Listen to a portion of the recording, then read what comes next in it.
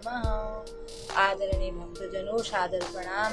हम आज आपको श्रीमद् देवी भागवत महापुराण में से जन्मेजय के द्वारा सर्प यज्ञ की कथा को सुनाएंगे। ओम श्री गणेशाय नमः। श्री सरस्वती नमः। श्री सद्गुरुदेवाय नमः। आदरणीय भक्तजनों, जब महाराज परीक्षित को तक्षक सर्प ने डस लिया, राजभवन में हाहाकार मच गया। सब लोग रोने बिलखने लगे और जन्मेजय ने उनका सब संस्कार इत्यादि किया। फिर जन्मेजय अत्यधिक दुखी हो रहे थे तो उन्होंने एक सर्प यज्ञ का आयोजन किया। जन्मेजय के द्वारा सर्प यज्ञ, आज हम उसी कथा को सुनेंगे। जब जन्मेजय ने सुना कि तक्षक ने मेरे पिताजी को डस लिया है तो उनके क्रोध की सीमा न रही। अब वह ब्राह्मणों के साथ विधि पूर्वक सर्पों का यज्ञ कुंड में हवन करने लगे। तक्षक ने देखा कि जन्मेजय के सर्प शत्रु की प्रज्वलित अग्नि से बड़े बड़े महासर्प भस्म होते जा रहे हैं। तब वह अत्यंत भयभीत होकर देवराज इंद्र की शरण में गया। बहुत से सर्पों के भस्म हो जाने पर भी तक्षक न आया। यह देखकर परीक्षित नंदन राजा जन्मेजय ने ब्राह्मणों से कहा, हे ब्राह्मणों, अब तक सर्पराज तक्षक क्यों नहीं आया? ब्राह्मणों ने कहा, राजेंद्र, तक्षक इस समय इंद्र की शरण में चला गया है और वे उसकी रक्षा कर रहे हैं। उन्होंने ही तक्षक को स्तंभित कर दिया है, यानी कि वह नहीं आ सकता। उसको एक स्तंभ जैसा उन्होंने बना दिया है। इसी से वह अग्निकुंड में गिरकर भस्म नहीं हो रहा है। परीक्षित नंदन जन्मेजय बड़े ही बुद्धिमान और वीर थे। उन्होंने ब्राह्मणों की बात सुनकर ऋषियों से कहा कि हे ब्राह्मणों, आप लोग इंद्र के साथ तक्षक को क्यों नहीं अग्नि में गिरा देते? जन्मेजय की बात सुनकर ब्राह्मणों ने उस यज्ञ में इंद्र के साथ तक्षक को भी अग्नि कुंड में आह्वान किया। उन्होंने कहा, हे तक्षक, तू मरुत गज के सहचर इंद्र के साथ इस अग्नि कुंड में शीघ्र आ पड़। जब ब्राह्मणों ने इस प्रकार आकर्षण मंत्र का पाठ किया तब तो इंद्र अपने स्थान स्वर्ग लोक से विचलित हो गए। विमान पर बैठे हुए इंद्र तक्षक के साथ ही बहुत घबरा गए और उनका विमान आसमान में चक्कर काटने लगा। अंगिरा नंदन बृहस्पति जी ने देखा कि आकाश से देवराज इंद्र विमान और तक्षक के साथ ही अग्निकुंड में गिर रहे हैं। तब उन्होंने राजा जन्मेजय से कहा, नरेंद्र, सर्पराज तक्षक को मार डालना आपके योग्य कार्य नहीं है।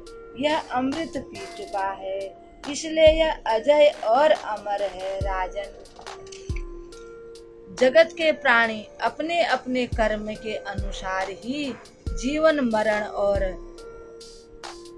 मरणतर, यानी कि जो भी जन्मता है मरता है, जिसको जो भी गति प्राप्त होती है वह अपने कर्म के अनुसार होती है। कर्म के अतिरिक्त और कोई भी किसी को सुख दुख नहीं देख सकता।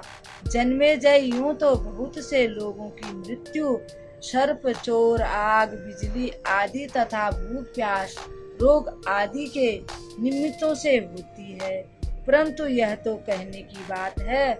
वास्तव में तो सभी प्राणी अपने प्रारब्ध कर्म का ही उपभोग करते हैं। राजन, तुमने बहुत से निरपराध, यानी जिनका कोई अपराध नहीं था, सर्पों को जला दिया है। इस अभिचार यज्ञ का फल केवल प्राणियों की हिंसा ही है, इसलिए इसे बंद कर देना चाहिए, क्योंकि संसार के सभी प्राणी अपने अपने प्रारब्ध कार्य का ही भोग कर रहे हैं।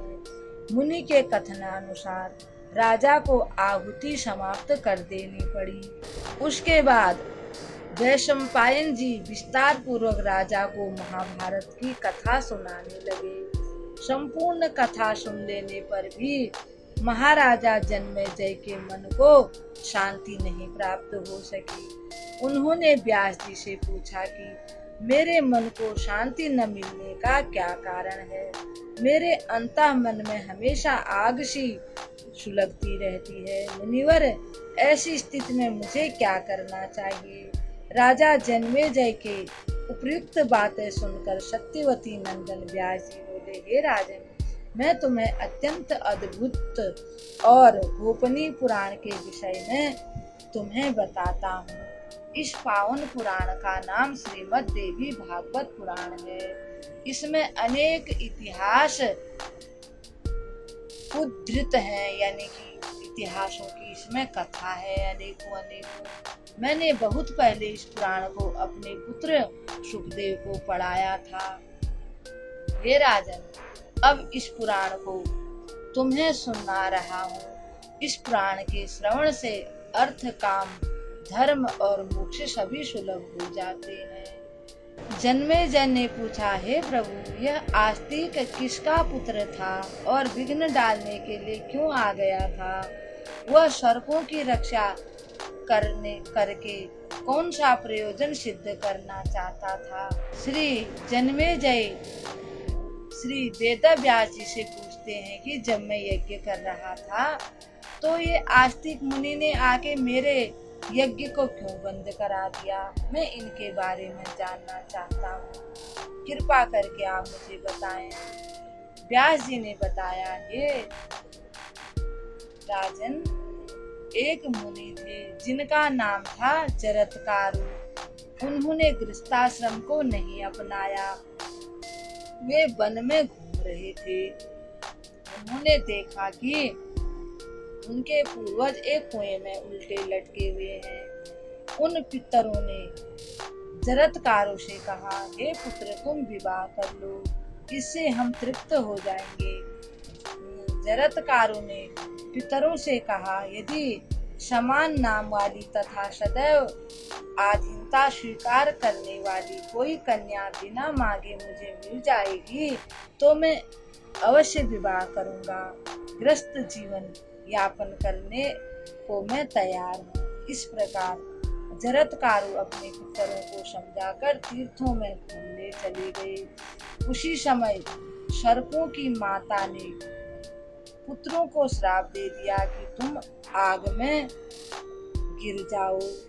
वह प्रसंग इस प्रकार है कि कश्यप मुनि की कद्रु और विनीता नाम की दो पत्नियां थी। भगवान सूर्य के रथ में जुटे हुए घोड़े को देखकर वे आपस में विवाद करने लगी। विनीता कहने लगी, भद्रे, यह उत्तम घोड़ा सफेद रंग का है, तुम्हारी राय में यह किस रंग का है। हम शर्त लगाती हैं कि हम में से जो हार जाएगी वह दूसरी की दासी बन जाएगी। कद्रु ने कहा, सुमुखी, मेरी दृष्टि में तो यह अवश्य काले रंग का है। उस समय कद्रु के पास बहुत से छोटे छोटे काले रंग के सांप थे। उसने उनसे कहा, तुम सब इस घोड़े के शरीर पर लिपटकर इसे काला बना दो। कुछ सर्पों ने माता की आज्ञा नहीं मानी। इस पर माता कद्रु ने उन्हें श्राप दे दिया कि तुम जन्मेजय के यज्ञ की लपटों में जाकर भस्म हो जाओगे। अन्य सर्पों ने माता की आज्ञा मान ली। माता की आज्ञा से वे घोड़े की पूंछ में जाकर लिपट गए। इससे घोड़ा काले रंग का दिखाई पड़ने लगा। अब कद्रु और विनीता दोनों एक साथ घोड़े के पास गई। घोड़ा कृष्ण वर्ण का दिखाई पड़ रहा था।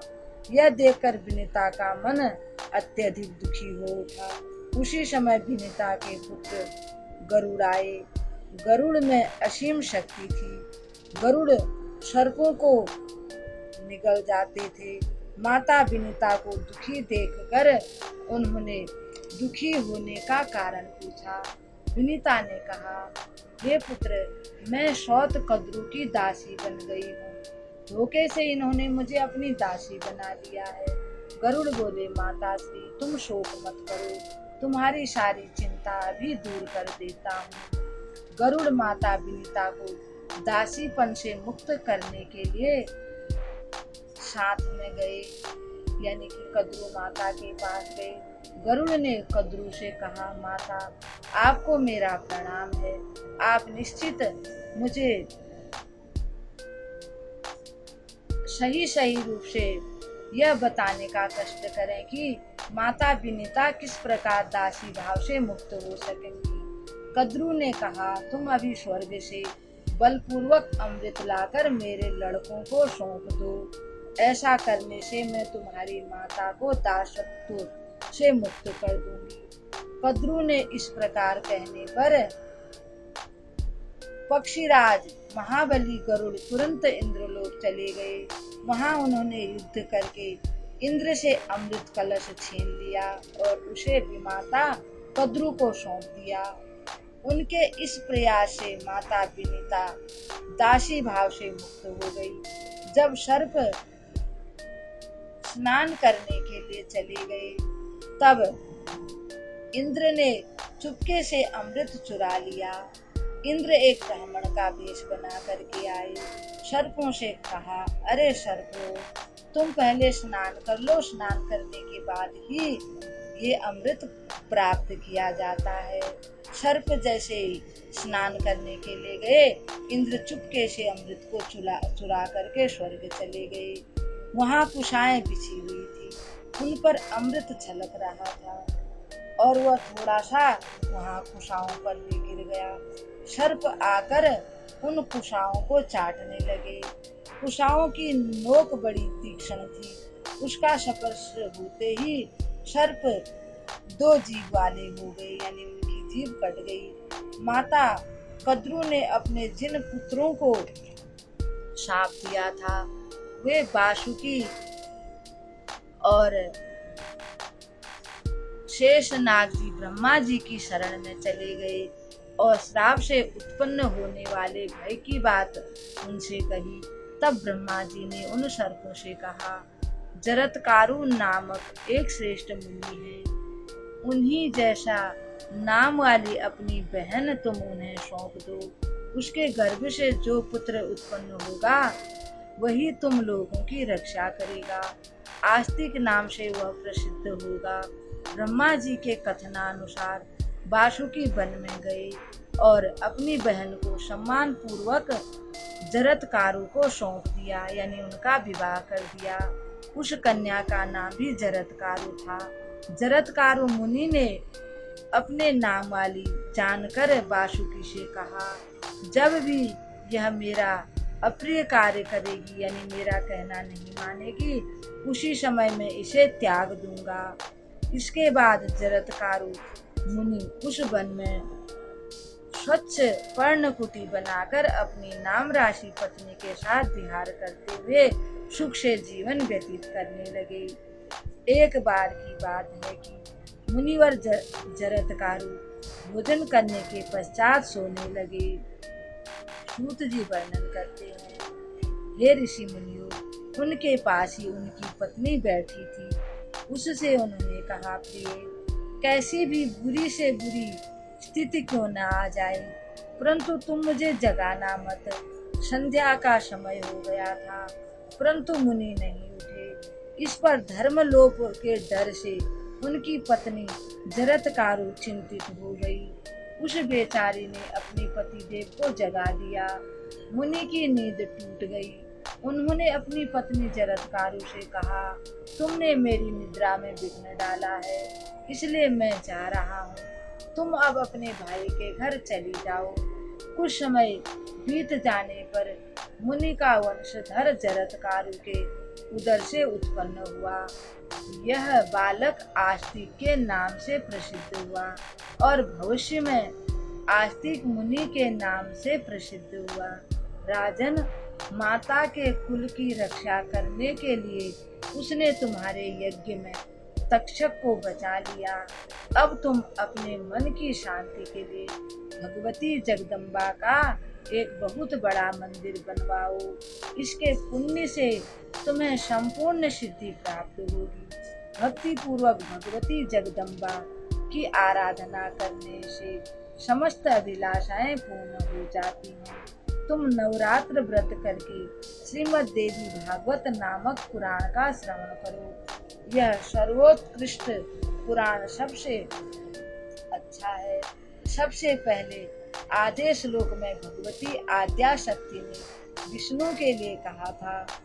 इसी के श्रवण से तुम्हारे चित्त में शांति हो जाएगी और पुत्रों को सदा स्वर्ग में रहने की सुविधा मिल जाएगी। श्रीमद् देवी भागवत पुराण का दूसरा स्कंद यहाँ पर समाप्त होता है। अब हम आप सबको प्रणाम करते हुए इसको यहीं पर समाप्त करते हैं। ओम श्री परमात्मने नमः। ओम श्री अंबिकाये नमः।